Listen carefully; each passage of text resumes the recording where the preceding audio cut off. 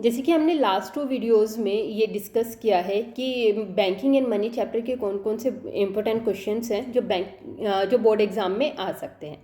तो उसमें हमने first, second and third question के आंसर्स को डिस्कस किया है। सो आज की वीडियो में हम क्वेश्चन नंबर 4 और क्वेश्चन नंबर 5 डिस्कस करेंगे कि हम इनके आंसर को कैसे लिख सकते हैं कि हमें 6 के 6 मार्क्स इजीली मिल जाए। So now first start with question number 4। What is meant by money supply? State M1 measure of money supply कि मनी सप्लाई क्या है और मनी सप्लाई का जो M1 मेजर है वो क्या है। इसमें हम सबसे पहले डिस्कस करते हैं what is money supply. Money supply means कि हमारी कंट्री में, हमारी इकोनॉमी में एक पर्टिकुलर पॉइंट ऑफ टाइम पर लोगों के पास कितना पैसा है, यानी लोगों के पास कितना पैसा है जिसको वो खर्च कर सकते हैं। जो ये पैसा होता है ये बेसिकली लोगों के पास या तो करेंसी के फॉर्म में होता है कि उनके पास कितने कॉइन्स और नोट्स हैं एक पॉइंट ऑफ टाइम पे, या उनके कितने डिमांड डिपॉजिट्स हैं जो बैंक में हैं। It refers to total stock of money held by the people of country at a point of time कि एक पॉइंट ऑफ टाइम पर हमारी कंट्री के लोगों के पास कितने मनी है। तो हम बेसिकली इसमें काउंट करते हैं कि लोगों के पास कितनी मनी है एक पॉइंट ऑफ टाइम पर, ये इसमें काउंट किया जाता है सप्लाई ऑफ मनी में। इसमें हम दो चीज़ें काउंट नहीं करते हैं।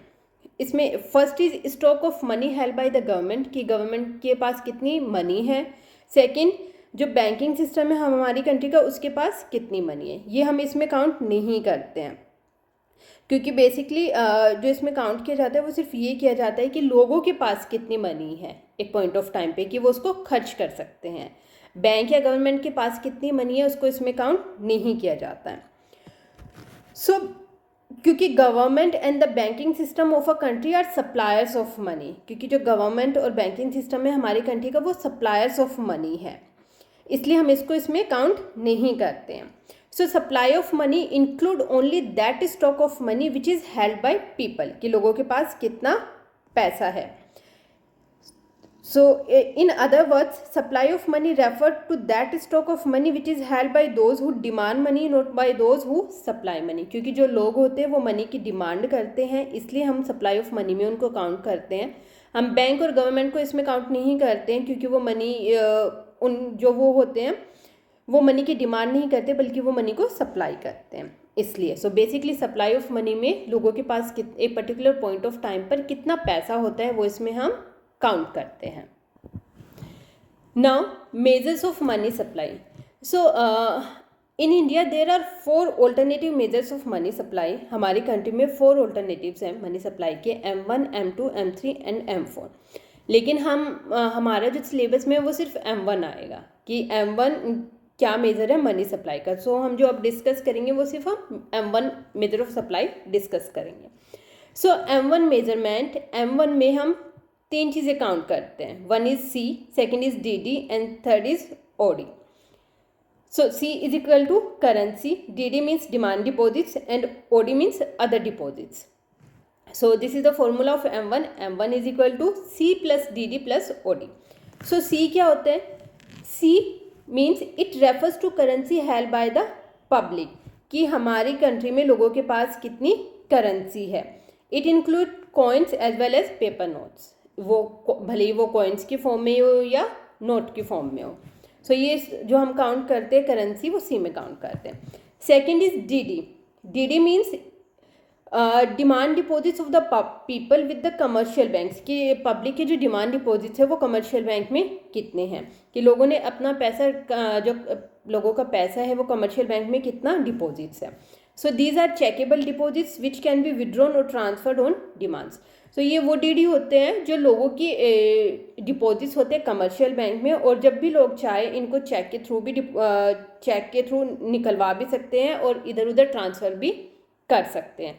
DD में ये काउंट होता है।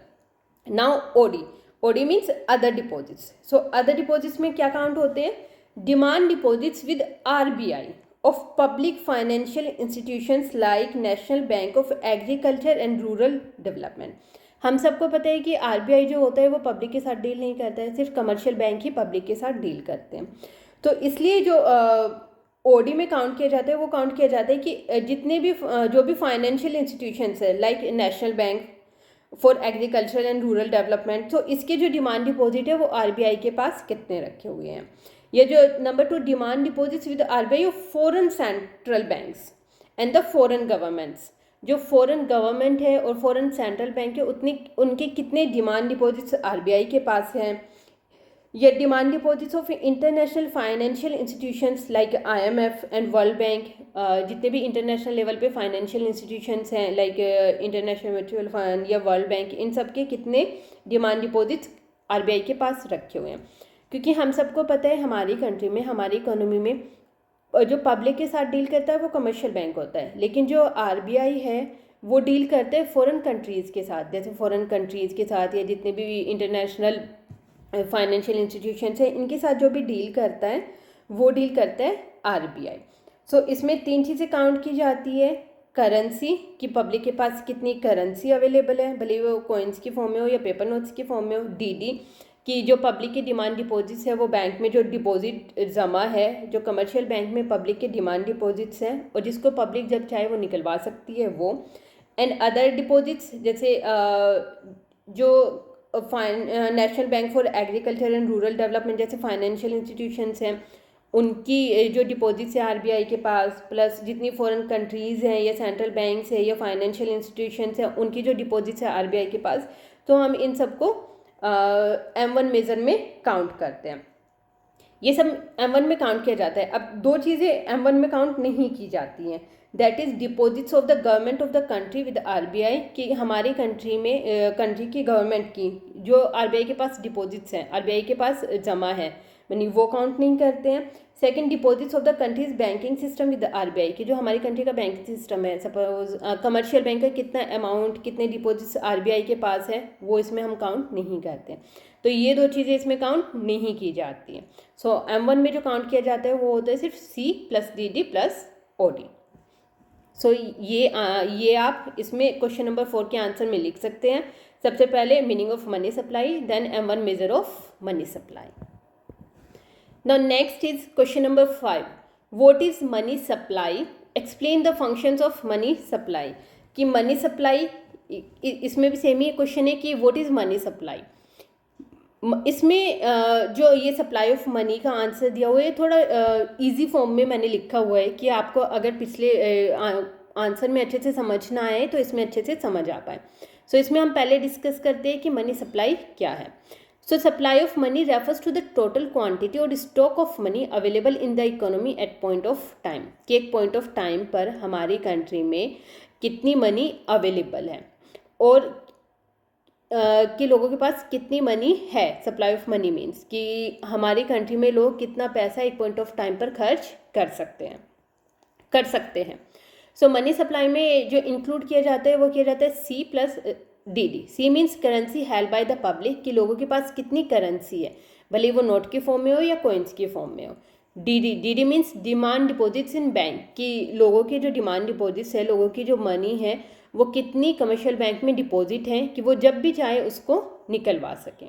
सो इसमें सप्लाई ऑफ मनी की एक इजी वर्ड्स में आंसर लिखा हुआ है। अगर आपको लास्ट उसमें थोड़ा डिफिकल्ट लग रहा है तो आप इस तरीके से भी इस आंसर को लिख सकते हो। So now functions of money, कि मनी के क्या क्या फंक्शन है। सो बेसिकली मनी के 2 टाइप्स ऑफ फंक्शन होते हैं। One is primary function, secondary functions.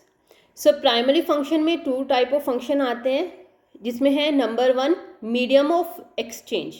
सो हम सबको पता है कि जब मनी नहीं आई थी इकोनॉमी में, उससे पहले सब बार्टर सिस्टम यूज़ करते थे।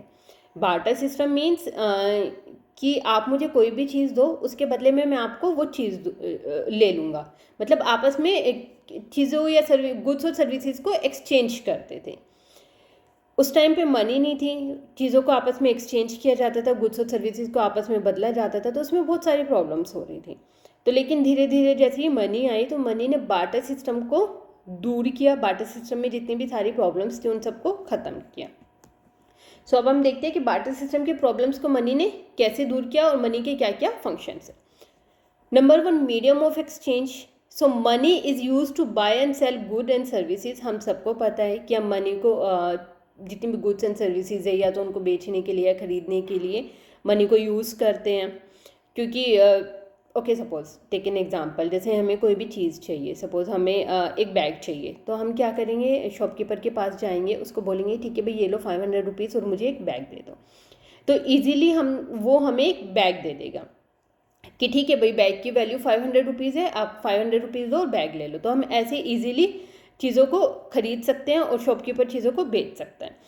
लेकिन पहले क्या प्रॉब्लम थी, बार्टर सिस्टम में एक प्रॉब्लम होती थी जिसको हम बोलते थे डबल कोइंसिडेंस ऑफ वांट्स, कि अगर दो लोगों को आपस में चीज़ों को एक्सचेंज करना है तो उनकी डिमांड का मैच होना ज़रूरी है। ओके, जैसे टेक एन एग्जांपल, एक फार्मर है, एक टेलर है। टेलर के पास क्लॉथ है, फार्मर के पास वीट है। सो वो क्या करेंगे, फार्मर बोलेगा कि ठीक है भाई तुम मुझे क्लॉथ दे दो और बदले में वीट ले लो। तो टेलर भी ऐसे ही क्या करेगा, उसको क्लॉथ दे देगा और वीट ले लेगा। तो यहाँ पर उनकी डिमांड मैच कर रही है।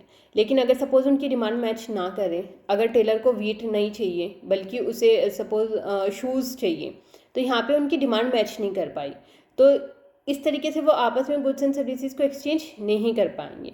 सो ये जो डबल कोइंसिडेंस ऑफ वांट्स की प्रॉब्लम थी बार्टर सिस्टम में, इससे काफ़ी लोग परेशान थे। तो इस प्रॉब्लम को दूर करने के लिए जब मनी इन्वेंट हुई, मनी हमारी इकोनॉमी में आई, तो उसने ये सब चीज़ों को ईजी बना दिया कि अब आप पैसे देकर कोई भी चीज़ खरीद सकते हो, कोई भी चीज़ बेच सकते हो। Number 2, measure of value. So money acts as a common unit to measure the value of goods and services. So जो मनी है बेसिकली वो किसी भी गुड्स या सर्विसेज की जैसे कोई भी सामान है तो उसकी वैल्यू, एग्जैक्ट वैल्यू क्या होगी ये डिसाइड करती है। Decide in the sense measure कर सकती है। कि जैसे हमें पता है कि हम किसी भी शॉप पर जाएंगे, एक बुक की वैल्यू 500 रुपये है, एक पेन की वैल्यू 100 रुपीज़ है, तो हम उसे क्या करेंगे, ठीक है भाई आप ये 500 रुपीज़ लो और मुझे बुक दे दो, और ये 100 रुपीज़ लो और मुझे पेन दे दो। क्योंकि हमें पता है कि बुक की एग्जैक्ट वैल्यू 500 रुपीज़ है और पेन की एग्जैक्ट वैल्यू 100 रुपीज़ है। तो इस तरीके से हम जितने भी गुड्स एंड सर्विसेज हैं उनकी वैल्यू को मेज़र कर सकते हैं, उनकी वैल्यू का पता कर सकते हैं कि हाँ भाई ये इस सामान की कीमत इतनी है, हम इतने पैसे देकर ये चीज़ को ले सकते हैं। Now secondary functions. Secondary function में 3 फंक्शन आते हैं, जिसमें नंबर 3 है स्टोर ऑफ वैल्यू। कि money can be saved and use in future, कि मनी को हम सेव भी कर सकते हैं और फ्यूचर में यूज़ भी कर सकते हैं। जैसे बार्टर सिस्टम में जो भी चीज़ें थी ना, हम उनको स्टोर कर सकते थे लॉन्ग टाइम के लिए, ना ही फ्यूचर के लिए यूज़ कर सकते थे क्योंकि उनकी ख़राब होने के चांसेस होते थे। लेकिन मनी को हम क्या कर सकते हैं, मनी को हम अपने पास भी सेव करके रख सकते हैं या हम अपने बैंक में भी डिपॉजिट करा सकते हैं कि ठीक है भाई ये हमारी मनी है, ये हमारी सेविंग्स है, हम इसको बैंक में डिपॉजिट करा देते हैं, स्टोर कर लेते हैं कि जब भी हमें फ्यूचर में उसकी ज़रूरत पड़ेगी हम उसको यूज़ कर लेंगे। Now next is standard of deferred payments. इसका मतलब है money is use to settle future payments and loans, कि जो मनी है, मनी को हम फ्यूचर पेमेंट्स करने के लिए, ये लोन को रिपे करने के लिए भी यूज़ कर सकते हैं। ओके, सपोज जैसे कि हमने 1 लाख का लोन लिया है, तो हमने लोन ले लिया है, अब हमें वो 1 साल के बाद रिपे करना है, तो हम क्या कर सकते हैं, उसको मनी के फॉर्म में 1 साल के बाद धीरे धीरे रिपे कर सकते हैं, क्योंकि मनी को हम स्टोर भी कर सकते हैं और मनी ख़राब भी नहीं होती। तो ऐसे हम मनी के फॉर्म में मनी को फ्यूचर पेमेंट्स के लिए, ये लोन को रिपे करने के लिए भी यूज़ करते हैं। Now next is transfer of value. Money can be easily transfer from one place to another, कि जो मनी होती है, मनी को हम इजीली एक जगह से दूसरी जगह भेज सकते हैं विद इन सेकेंड और मिनट्स। ओके, जैसे सपोज आपका कोई फ्रेंड है, आपके फ्रेंड को इमीडिएटली 50,000 रुपीज़ चाहिए, तो आप क्या करोगे, आप उसको इमीडिएटली ऑनलाइन ट्रांसफ़र कर दोगे, जैसे उसको पेटीएम कर दोगे या जीपे कर दोगे। तो उसके लिए ना तो आपको आपके फ्रेंड के पास जाने की ज़रूरत है और ना ही आपके फ्रेंड को आपके पास आने की ज़रूरत है, क्योंकि जो मनी है उसको हम इजीली ट्रांसफ़र कर सकते हैं। सो ये जो फंक्शन है, ये 5 फंक्शंस मनी के हैं। सो बेसिकली मनी जो हमारी हेल्प करती है गुड्स एंड सर्विसेज को एक्सचेंज करने में करती है। मनी के थ्रू हम गुड्स एंड सर्विसेज की वैल्यू को मेज़र कर सकते हैं। मनी को हम फ्यूचर के लिए सेव कर सकते हैं। मनी बेसिकली एक प्रॉमिस की तरह भी काम करती है कि ठीक है भाई मैंने 1 लाख का लोन लिया है और मैं आफ्टर 1 ईयर उसको रिपे कर दूंगा। और मनी को हम एक जगह से दूसरी जगह इजीली ट्रांसफ़र भी कर सकते हैं। सो बेसिकली ये 5 पॉइंट्स हैं। सो इसमें आप पहले मनी सप्लाई को डिफाइन कर सकते हो कि what is the meaning of money supply, और उसके बाद आप ये मनी के फंक्शंस लिख सकते हो। तो ऐसे आप पॉइंट्स डाल के लिखोगे तो इजीली आपको आराम से 6 मार्क्स मिल जाएंगे। सो यहाँ पर हमारे ये 5 के 5 जो क्वेश्चन है उनके आंसर की एक्सप्लेनेशन ख़त्म होती है कि हमने 5 के 5 आंसर्स एक्सप्लेन किए हैं यहाँ पर। तो आप इजीली इन क्वेश्चन के आंसर्स एक बार ही देख लोगे, रीड कर लोगे तो आपको अच्छे से याद हो जाएंगे, फिर आराम से आप इनको लिख पाओगे।